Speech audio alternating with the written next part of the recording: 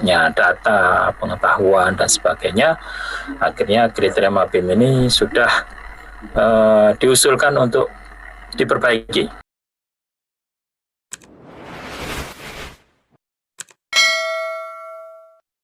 Nah, kriteria imkan rukyat contohnya di sini ya, ada kriteria MAPIM gitu.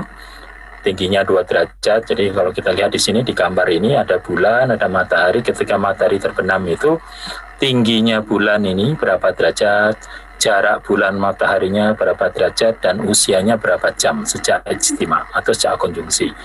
Nah, kriteria MAPIM menggunakan 2 parameter, satu tingginya 2 derajat, elongasinya 3 derajat, dan usia bulannya itu minimal 8 jam.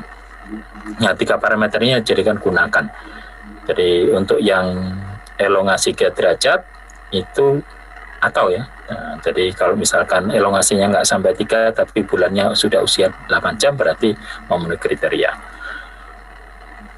Nah, artinya ketika pada tanggal 29 pada hari pelaksanaan rukyat itu kriteria ini terpenuhi, maka secara hisab berdasarkan kriteria MAPIM ini besok sudah tanggal 1.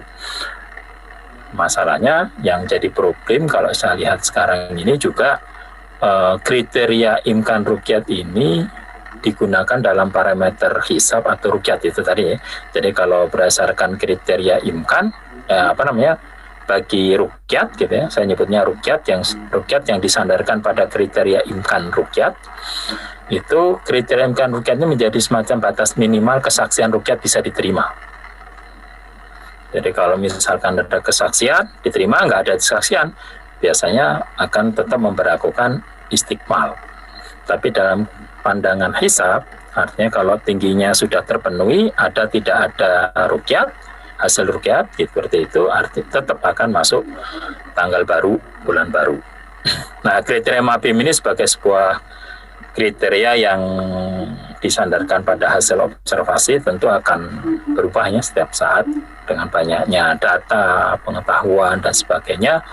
Akhirnya kriteria MAPIM ini sudah diusulkan untuk diperbaiki, gitu ya, diperbaiki. Dari beberapa negara MAPIM itu artinya Malaysia, Brunei, Indonesia, dan Singapura gitu ya. Jadi di situ negara yang tergabung dalam MAPIM ini itu bersepakat untuk menggunakan kriteria yang sama. Tapi yang unik kriterianya sama, tapi cara pemberlakuannya berbeda. Itu yang masih terjadi ya. Jadi kalau yang di Malaysia itu kriteria MAPIM diperlakukan sebagai hisab imkan rukyat. Tapi di Brunei itu memperlakukan kriteria MAPIM masih dalam konteks rukyat, imkan rukyat. Indonesia ini yang nanti kita lihat apakah seperti apa ya, biasanya penentuannya adalah di sidang isbatnya. Nah, kriteria baru itu yang sekarang diusulkan elongasinya 6,4 derajat. Jadi kriteria elongasi dan tinggi 3 derajat tidak menggunakan umur bulan. Nah, ini 2 kriteria ini yang sekarang menjadi parameter. Sudah ditetapkan tapi belum diberlakukan. Nanti kita lihat kapan bisa diberlakukan, karena kenapa ini perlu, karena dipandang kriteria MAPIM ini sulit untuk disaksikan oleh banyak orang.